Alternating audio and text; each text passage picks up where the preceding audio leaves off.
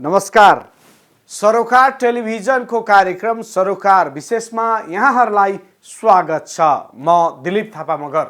सबै विषय विशेष हुँदैनन्। सामाजिक, राजनीतिक, आर्थिक र समग्र मानव जातिको हितको निम्ति गरिने हरेक विषय विशेष हुन्छन्। समाजको हितमा गरिने हरेक कार्यको सम्मान गर्दै समाजको हित विपदका कार्यको भण्डाफोर गर्ने विषयवस्तु सरोकार विशेषको प्राथमिकतामा पर्ने गरेका छन्। दर्शकहरू, आजको सरोकार विशेषमा सगरमाथाको काला पत्थर क्षेत्रमा मनाइएको महिला दिवसका विषयमा चर्चा गर्नेछौँ।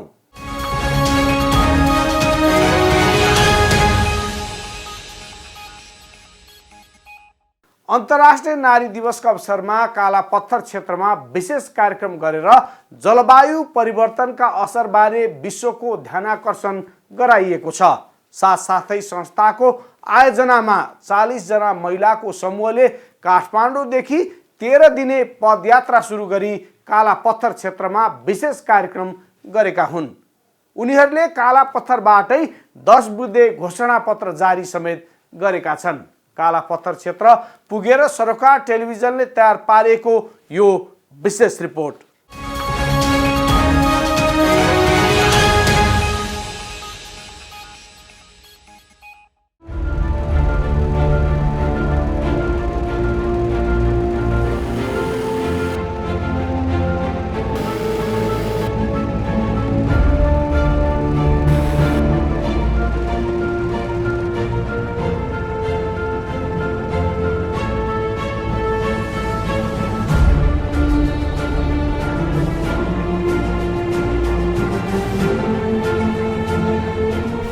जहाँ खबर त्यहाँ सरोकार। दर्शकबिन, आज हामी काला पत्थरमा छौँ र यो काला पत्थरमा जुन कार्यक्रमहरू भइरहेको छ त्यो कार्यक्रमको चाहिँ दृश्यहरू कैद गर्नका लागि हामी काला पत्थर आएका छौँ।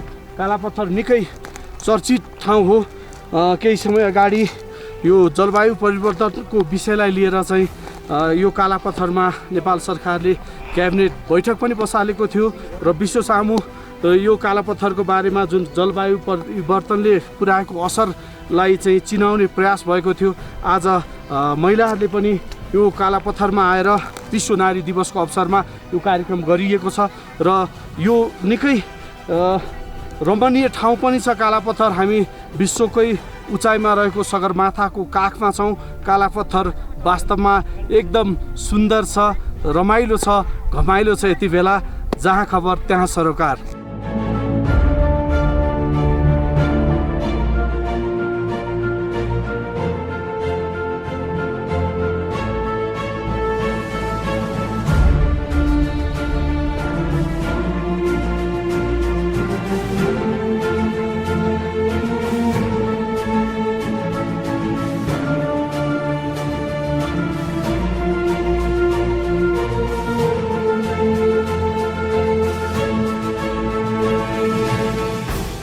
मार्च 8 अर्थात् अन्तर्राष्ट्रिय नारी दिवसका अवसरमा विश्वको अग्लो हिमाल सगरमाथाको कालापत्थर क्षेत्रबाट जलवायु परिवर्तनका असरबारे विश्वको ध्यानाकर्षण गराइएको छ। समाजका विभिन्न क्षेत्रका प्रतिष्ठित 40 जना महिलाको समूहले काठमाडौँदेखि 13 दिने पदयात्रा सुरु गरी कालापत्थर क्षेत्रमा विशेष कार्यक्रम गरेर विश्वको ध्यानाकर्षण गराउन 10 बुँदे घोषणापत्र जारी गरिएको हो। साथसाथै संस्थाको आयोजना एवं वन तथा वातावरण मन्त्रालय र विभिन्न अन्तर्राष्ट्रिय संस्थाहरूको सहयोगमा कालापत्थरमा विशेष कार्यक्रम गरिएको थियो। 10 बुँदे घोषणापत्रमा जलवायु परिवर्तन प्रभावित क्षेत्रका महिला र विपन्न समूहको अनुकूलन क्षमता सुधार, जलवायु न्याय मुद्दाको वकालत गर्ने, जलवायु परिवर्तनको न्यूनीकरण र अनुकूलनमा महिलाको भूमिका परिभाषित गर्न हरसम्भव प्रयास गर्ने, मानव स्वास्थ्य प्रणालीको दिगो व्यवस्थापनका लागि प्रवर्धन गर्न अपील गर्ने उल्लेख छ। यसैगरी हिमाली जनता विशेष गरी महिलालाई जलवायु परिवर्तनका चुनौती सामना गर्न सक्षम बनाउन अन्तर्राष्ट्रिय समुदायबाट सहयोग खोज्ने, हिमालय र तल्लो तटीय क्षेत्रमा जलवायु परिवर्तनका चुनौतीमा विश्वव्यापी ध्यान आकर्षित गराउने, विश्व तापमान वृद्धिले हिमाल पग्लिने क्रम बढेको चिन्ताबारे ध्यानाकर्षण गराउने, हिमाल पहाड र तराईमा बसोबास गर्ने लाखौं मानिसलाई अपार सेवा प्रदान गर्ने हिमालयन पारिस्थितिकीय प्रणालीको सुरक्षाको समर्थन गर्ने घोषणा पत्रमा जनाइएको छ। Climate resiliency of health systems to protect and promote human health and well-being, particularly focusing on women and children. Seek support from the international community to enable mountain people, particularly women, to meet the unfolding challenges of human climate change. Draws global attention to the challenges of climate change in the Himalayas and downstream. Raise our concern on melting of Himalayas as a result of global warming. Supports to safeguard Himalayan ecosystems which provide immense services to millions of people living in the mountains and plains. Expresses its commitment to join hand with the global climate justice movement to achieve a scientifically sound and socially just response to climate change. Ensures its commitment to promote the Himalayas as a key nature-based tourism destination and commits to generate awareness and capacity vulnerable communities, particularly women, to cope with the changing climate. Thank you.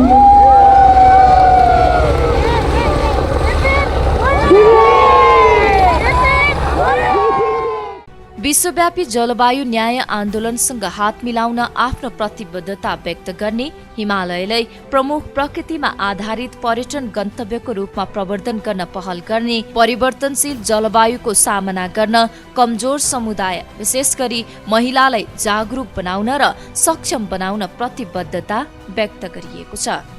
साथसाथै संस्थाका अध्यक्ष प्रजिता कार्कीले जलवायु परिवर्तनले बढी प्रभावित क्षेत्र हिमालयको काला पत्थरमा जलवायु परिवर्तन र महिला न्यायका विषयमा सरोकारवाला निकाय, वातावरणविद, अनुसन्धानकर्ता लगायत विश्वको ध्यानाकर्षण गराउन खोजिएको बताइन्। Woman united for climate justice मूल नाराका साथ प्रारम्भ गरिएको अभियानका क्रममा जलवायु परिवर्तनले विशेष गरी महिलाको जनजीवनमा पारेका प्रभाव र त्यसमा न्याय खोज्न हुनुपर्ने पहलका बारेमा समेत गम्भीर बहस गरिएको अध्यक्ष कार्कीको भनाइ छ। यो चाहिँ हामीले इन्टरनेसनल वुमेन्स डेलाई चाहिँ यो वुमेन्स डे चाहिँ यो वर्ल्डकै एउटा हाइएस्ट पोइन्ट काला पत्थरमा सेलिब्रेट गर्ने भनेर विभिन्न विधाको महिलाहरू एक ठाउँमा भएर यहाँ आएको छौँ र हामीले चाहिँ पहिला चाहिँ उहाँ हुँदा कुरा मात्रै गरेको थियौँ, तर यहाँ आएर चाहिँ अब हामीले प्रत्यक्ष देख्यौँ कि क्लाइमेट चेन्जले हामीलाई कसरी असर गरेको रहेछ, यो ग्लोबल वार्मिङ क्लाइमेट चेन्ज भन्ने के रहेछ भनेर यहाँ बुझ्यौँ। अब हामीले चाहिँ त्यही विषयमा बहस गर्ने र आज हामीले चाहिँ मूल वुमेनलाई चाहिँ क्लाइमेट चेन्जसँग जोडेर चाहिँ एउटा सन्देश दिन गइरहेछौँ कि हाम्रो हामीलाई चाहिँ यसले कस्तो किसिमको असर पारेको छ र सबैको ध्यान आकर्षण हुनुपर्छ यहाँनिर भनेर चाहिँ त्यही गर्छ।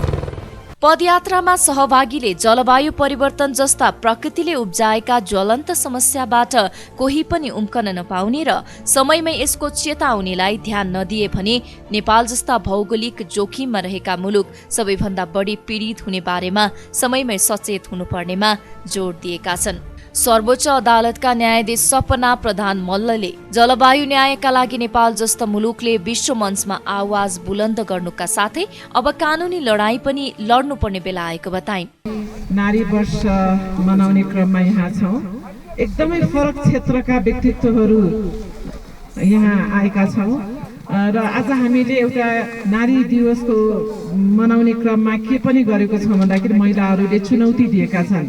महिला परम्परागत भूमिकामा मात्रै सीमित छैनन्, महिलाले के गर्न सक्दिनन् भन्ने कुरा स्थापित गरेका छन्।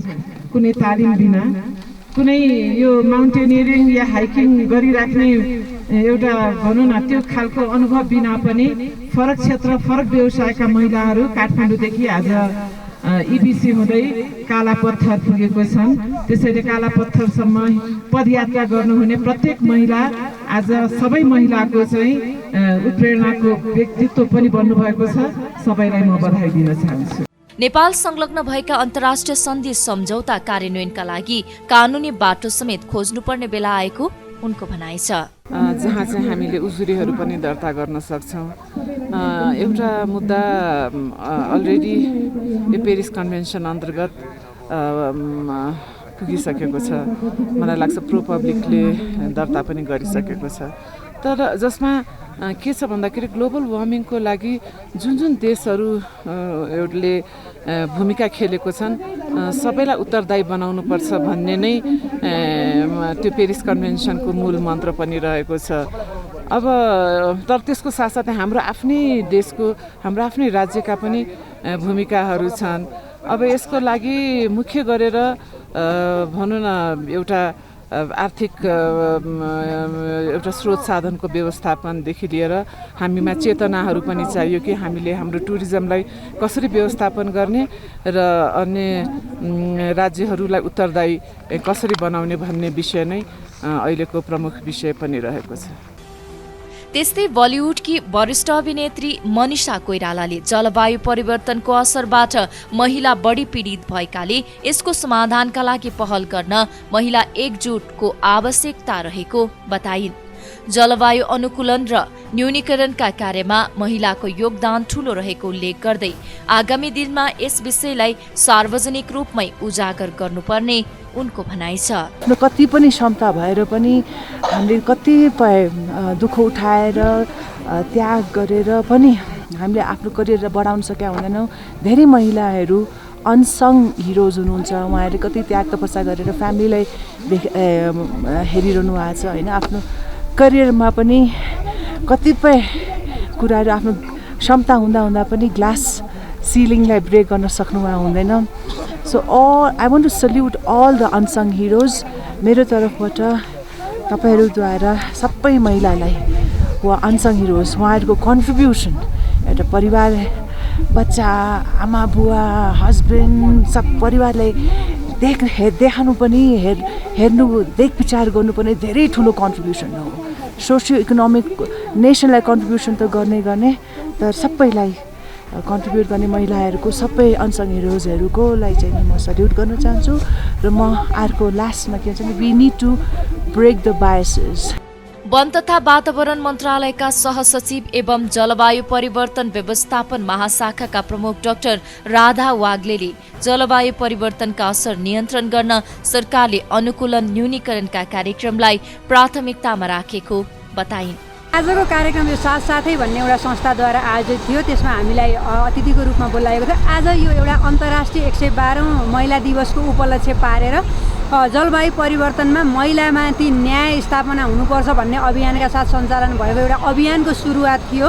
यसमा 40 जना भन्दा बढी चाहिँ महिलाहरू सहभागिता हुनुभएको थियो र उहाँहरूले चाहिँ एक किसिमले काला पत्थरसम्मको चाहिँ उहाँहरूले ट्रेकिङ गरेर जानुभएको थियो। एकदम साहसिक काम भएको छ र यसले विश्वलाई चाहिँ एउटा सानो सन्देश एउटा ठुलो सन्देश दिएको छ कि जलवायु परिवर्तनले हामीलाई कसरी असर प्रभाव पारेको छ र यसको चाहिँ अल्टिमेटली तल गएर महिलामा के असर प्रभाव पार्छ र हामीले कसरी जलवायु न्याय स्थापना गर्ने हो भने महिलाको पक्षमा महिलालाई निर्णय प्रक्रियामा ल्याएर काम गर्नुपर्छ भन्ने कुराको चाहिँ राम्रो सन्देश दिएको छ। एकदमै ऐतिहासिक कार्यक्रम भएको छ र आयोजक संस्थालाई म धन्यवाद पनि दिन चाहन्छु। कार्यक्रममा वरिष्ठ पत्रकार बबिता बस्नेत लगायतले कालापत्थरबाट महिलाको आवाज बुलन्द गरेर विश्वलाई हिमालय पग्लिने क्रम बढेको र त्यसबाट नेपाल मात्र नभई एसियाका अधिकांश जनसङ्ख्या प्रभावित हुने भएकाले त्यसका असर विरुद्ध एकताबद्ध भएर जुट्नका लागि आह्वान गरेका थिए। आज यहाँहरूको कार्यक्रम यो के थियो, कुन उद्देश्यले गरिएको थियो बताइदिनुहोस्। अब यो चाहिँ नि यो धेरै अनौठो र एकदमै एउटा अहिलेसम्मको नयाँ खालको कार्यक्रम रह्यो। धेरै महिला दिवसहरू हामीले धेरै मनायौँ तर यो चाहिँ यस्तो सगरमाथाको आधार शिविरमा होइन र यसमा चाहिँ नि विशेष गरेर क्लाइमेट चेन्ज अहिले चाहिँ नि यो जेन्डर र क्लाइमेट चेन्ज जो चाहिँ नि लैङ्गिकता र यो अहिलेको जलवायु परिवर्तनको जुन कुरा छ होइन यसलाई उठाउने एउटा ठुलो अवसरको रूपमा मैले यसलाई लिएको छु र एउटा चुनौतीहरू पनि चुनौतीको रूपमा पनि ल्याएको छु। किन भन्दाखेरि यो हामी कहाँ यति धेरै बढिरहेको छ र हामीले यहाँ आएर एकदमै झन्डा उ गरेर होइन नेपालको झन्डा फहराएर हामी गर्छौँ भनेर प्रतिबद्धता गरिसकेपछि हामीले काम गर्नुपर्ने चुनौती पनि यसमा छ र यसलाई चाहिँ नि अलिकति फरक कार्यक्रम र प्रकृतिसँग नजिक र जो चाहिँ प्रकृतिसँग महिलाहरू नजिक छन् यो महिला र प्रकृतिको बिचको जुन सम्बन्ध छ नि र यसले दिने असरहरूको कुराहरूलाई पनि उठाएको हुनाले यसलाई चाहिँ यो फरक खालको एकदमै प्रभावकारी कार्यक्रमको रूपमा चाहिँ मैले लिएको छु। अब विश्वभरि तापक्रम बढेको कुरा सबैलाई थाहा छ। नेपाल चौथो जोखिममा रहेको जलवायुको दृष्टिकोणले मुलुक भन्ने थाहा छ। भोजपुरको तथ्याङ्कहरू हेर्नुभयो भने रामप्रसाद राई गाविसमा 87वटा घरधुरी अहिले चाहिँ पानीको मुहान सुकेर चाहिँ उनीहरू चाहिँ विस्थापित भयो होइन। अहिले अब हिम पहिरो पानीको समुद्रहरूमा मिल्ने कामहरू मतलब हिउँ पहिरोको कुराहरू बढिरहेको छ, बाढी बढिरहेको छ, जल जङ्गल जमिनमा महिलाहरूको त अन्योन्याश्रित सम्बन्ध छ नि, त्यहीँबाट दाउरा ल्याएर पकाएर खानुपर्ने छ, त्यहीँबाट कन्दमूल लिएर गर्नुपर्ने छ।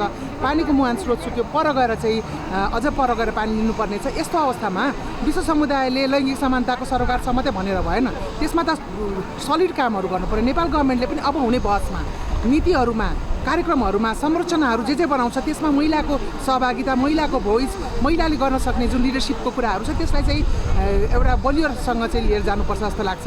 र यो जलवायु परिवर्तन भन्ने कुराहरू चाहिँ यो सेक्टोरल कुरा होइन, यो मूल प्रवाहीकरणको कुरा हो। किनभने अबको पुस्ता, मैले मेरो छोराछोरीलाई, मेरो नातानातिनीलाई के हस्तान्तरण गर्ने?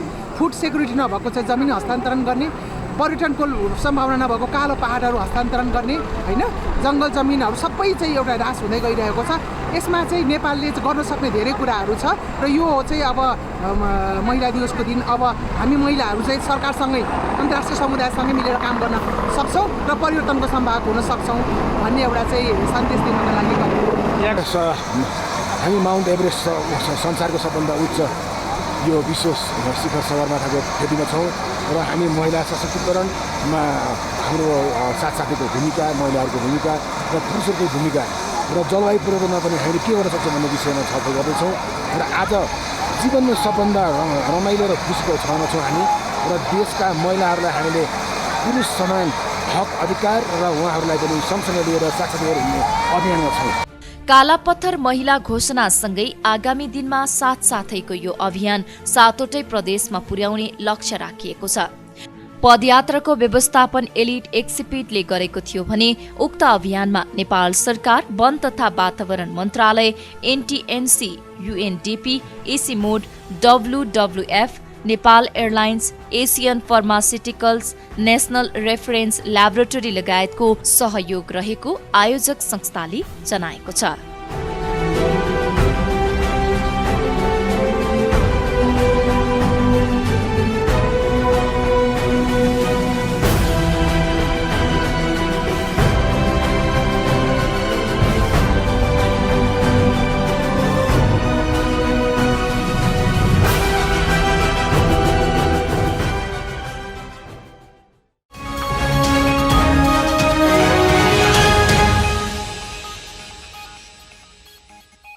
दर्शकहरू, आजको सरोकार विशेषमा सगरमाथाको कालापत्थर क्षेत्रमा मनाइएको महिला दिवसका विषयमा तयार पारिएको सरोकार विशेष प्रस्तुत गर्यौं। कार्यक्रम सरोकार विशेषमा हामी समाजका तीता मिठा यथार्थबारे जानकारी दिन उपस्थित हुने गर्छौं।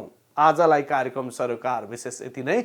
छिटो, छरितो, सत्य, तथ्य र निष्पक्ष अनि प्रत्यक्ष समाचारका लागि हेर्दै गर्नुहोला सरोकार टेलिभिजन।